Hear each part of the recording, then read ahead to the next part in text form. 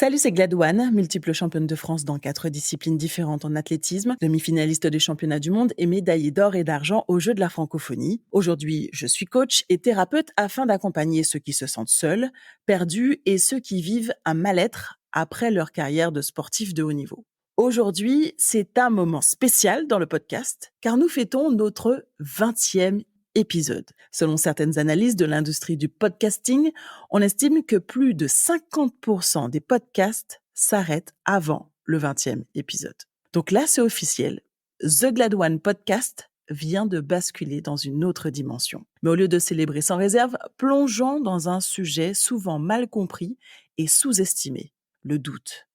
Et vraiment là, je vais changer de mood. Parce que je sais que c'est courant, trop courant même, mais à chaque fois que je vois écrit « Supprimez le doute de votre vie », je ressens de la colère. Mais vraiment, comment, honnêtement, peux-tu dire à quelqu'un d'arrêter de douter? Non mais sérieusement, de toi à moi, crois-tu réellement qu'il soit possible d'avoir une vie sans doute? En fait, tu es en train de me dire que tu vas prendre des décisions plus ou moins graves dans ta vie, plus ou moins importantes, et que tu vas pas douter. Ce qui revient à dire que tu seras absolument certain et convaincu sur tout et de tout. Ben bravo, chapeau, si tu arrives à le faire, moi je peux pas. Et du point de vue où je me place, ce n'est pas possible. Je dirais même que c'est contre-productif de le penser, voire dangereux. Quand tu te répètes sans fin qu'il faut que tu arrêtes de douter sans y arriver, déjà tu vas culpabiliser de ne pas y arriver, de te dire que les autres y arrivent. Ben oui, si c'est écrit sur le livre, si c'est écrit dans le magazine, c'est que quelqu'un quelque part doit bien y arriver. Mais toi, tu es le seul nul qui n'y arrive pas. Donc au lieu de te sentir libéré, détendu et serein, tu risques d'être encore plus crispé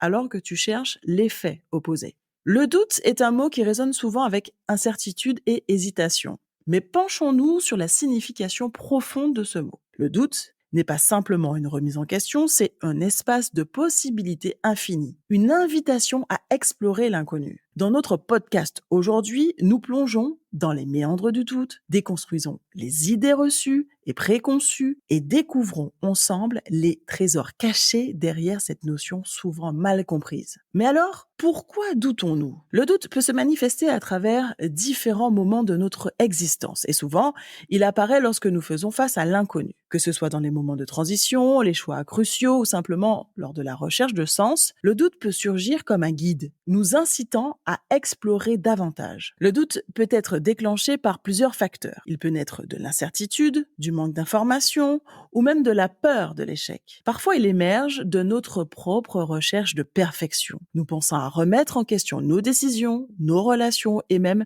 nos croyances les plus profondes. Mais alors, que se passerait-il si on ne doutait pas? Déjà, le monde serait fou quand même. Imagine la scène. Tu as envie de tuer quelqu'un, tu sors de chez toi, tu as envie de tuer quelqu'un, tu le tues.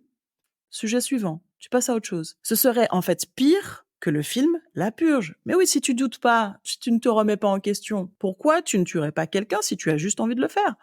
En vrai, on vivrait dans un chaos infini. Je sais pas si tu t'en rends compte. Bon, plus sérieusement, à une échelle plus personnelle, tu vivrais dans une complaisance et ta capacité à innover, à créer serait impactée. Mais oui, si tout ce que tu fais déjà aujourd'hui est parfait, pourquoi tu innoverais? Pourquoi créer de nouvelles choses? Pourquoi faire autrement, finalement? Puisque tu le fais déjà si bien. Le doute est associé à la flexibilité mentale et à l'adaptabilité. Donc en fait, si tu ne doutes pas du tout, cela pourrait te rendre moins enclin à t'adapter aux changements et aux défis qui surviennent dans ta vie. Et puis imagine, alors là je crois que c'est le pire, tu ne doutes ni de rien ni de personne. Ça voudrait dire que tu fais confiance aveuglément. Quelle personne crédule tu serais? Tu validerais tout sans méfiance et sans vérification des informations. Je te donne une situation totalement absurde. Mais imagine que tu sors de chez toi, tu marches dans la rue, tu croises un gars qui te dit « Bonjour madame, bonjour monsieur, la maison qui est là, vous la voyez, elle est magnifique, je vous la vends 1 000 €. »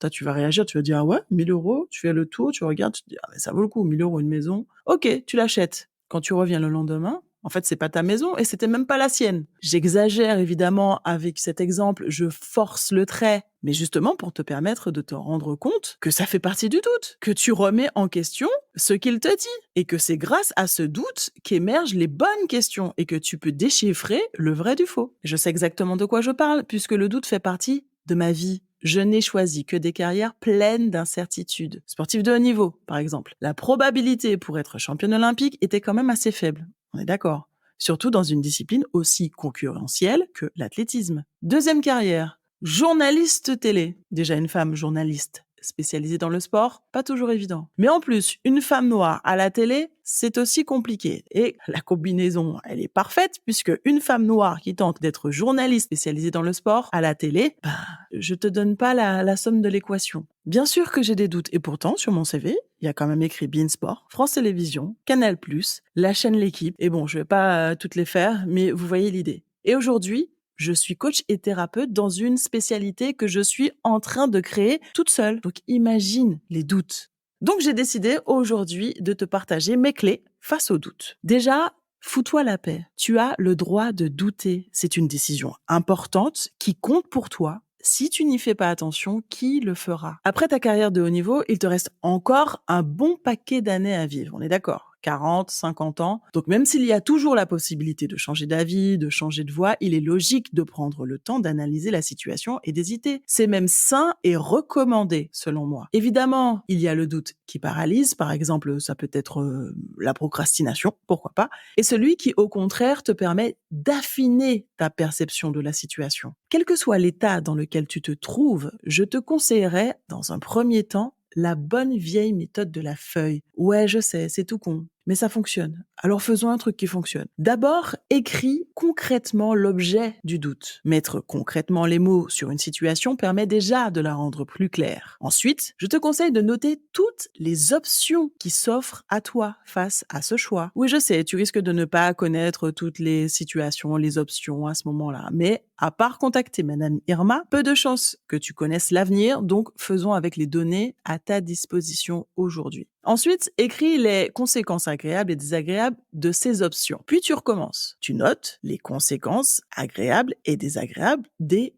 conséquences précédentes. Il n'y a pas toujours de réponse, mais justement, ça te permet de constater que tu n'en sais rien. Et si tu n'en sais rien, soit tu le laisses en l'état, soit il te faut aller chercher la réponse. Mais à ce moment-là, tu dois déjà avoir une vision plus claire de la situation. Si vraiment le choix ne te saute pas aux yeux, dans ce cas-là, moi, je fais le choix des conséquences les moins désagréables pour moi. Parce que tout le monde apprécie les qualités. En revanche, c'est plus compliqué en ce qui concerne les conséquences désagréables. Donc choisis ce qui te semble supportable. Pour toi, pas pour les autres. Et c'est exactement pour cette raison que je dis qu'on se marie pour les défauts de quelqu'un et non pour ses qualités. Je vais te donner un autre exemple encore plus concret et qui va parler à tout le monde. Le choix d'acheter une maison ou d'acheter un appartement. Évidemment que la maison offre la possibilité d'avoir un extérieur, mais elle inclut aussi de s'occuper du jardin, de l'étanchéité du toit, de refaire régulièrement la peinture de la bâtisse, etc., etc. Et tous les frais de la maison te reviennent et sont exclusivement à ta charge. Un appartement amène d'autres conséquences, comme la proximité avec ses voisins. Et si tu es en copropriété,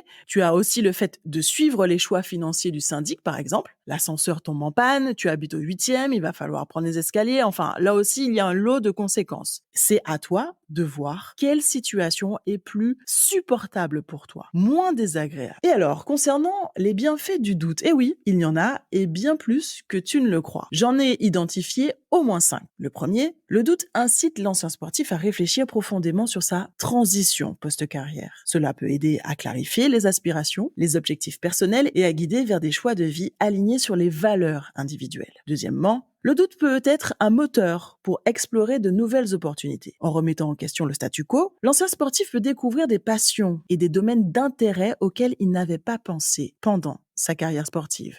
Troisièmement, confronter et surmonter le doute peut renforcer la résilience émotionnelle. Face à l'incertitude de la transition, l'ancien sportif peut développer la capacité à s'adapter aux changements et à rebondir face aux défis.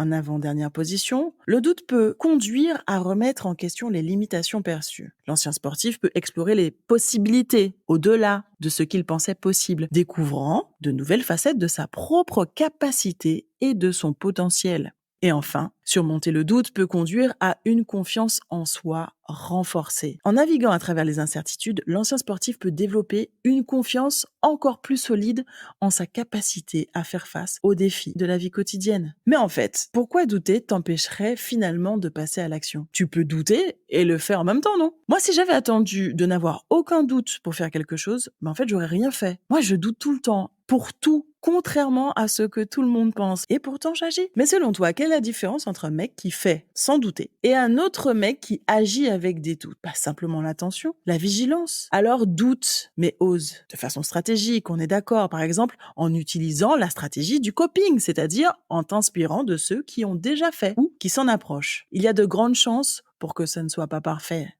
Oui, je sais. Et alors, au moins tu l'auras fait. Mais si vraiment les doutes persistent, que tu sens que t'es bloqué, que t'es paralysé de façon inhabituelle, évidemment, n'hésite pas à m'écrire, à me contacter pour en discuter.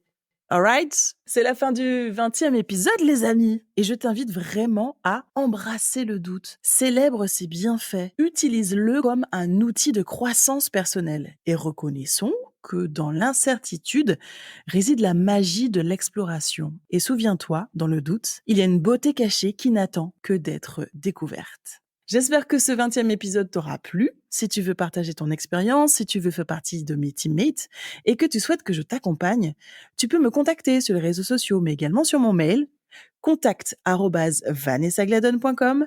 Et si tu souhaites comprendre comment je peux t'aider, l'appel découverte est offert. Si ce podcast te plaît, n'hésite pas à lui mettre 5 étoiles sur la plateforme que tu utilises et je t'invite à le partager à ceux à qui il pourrait plaire. N'oublie pas que la vie est un sport incroyable et que tant que la partie n'est pas terminée, rien n'est jamais perdu.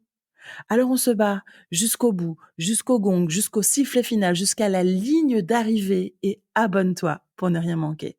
Allez, je te donne rendez-vous très vite pour un nouvel épisode de The Glad One Podcast. Another podcast, another glad one.